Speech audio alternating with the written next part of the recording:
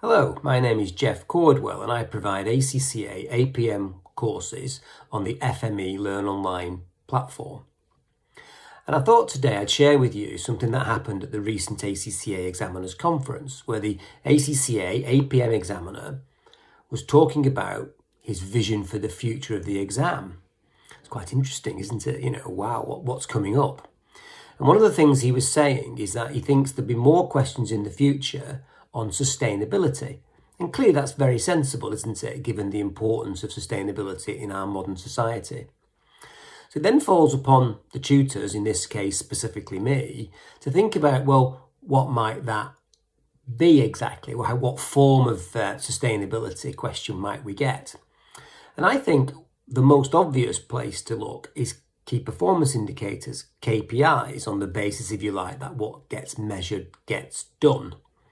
So why don't organisations set themselves up with sustainability KPIs and then see how they do? Now, by way of example, therefore, there are, I think, two types of KPI question that the past has indicated that he's keen on. One is where he gives you a KPI and you have to critique it. And that's a very important skill. Can you critique an existing KPI? To look at the mathematics of it, to think about the completeness of it, to think about the practicality of it. Can it be used in the way that we intend? Can it be gamed?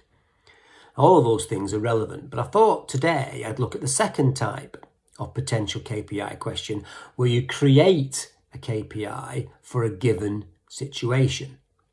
So by way of example, let's think about a builder who is building extensions on houses and considering what kind of KPI might be appropriate in the area of sustainability. Now, sustainability can be of materials, sustainability can be of labour, sustainability can be of all sorts of different things in the organisation. But clearly, I think materials are the most sensible starting point. I don't know exactly what proportion of a house's cost is material, but it's likely to be significant, I would have thought. So what KPI would I suggest? And I think something like this might be appropriate. What percentage of the materials that we've used on a new extension are from sustainable sources? Okay, so that's my KPI. Now, the problem for the examiner is he wants to examine the way that you're thinking.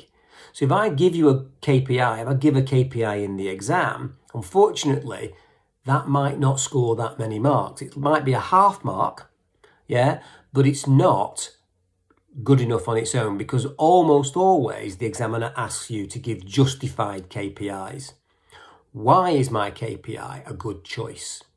So I think, first of all, it's because materials are a significant cost, as I've already suggested, and therefore a measure of materials from sustainable sources as a percentage would be quite a sensible thing. And don't let that percentage point pass you by. Why isn't it an absolute? And I think that's because a bigger house will use more materials, and therefore an absolute from resources from sustainable resources would be easily achieved in a large extension. So a percentage is a much better way of doing things. So that's my justification, that materials are a serious cost, and that a percentage is a sensible way of doing things.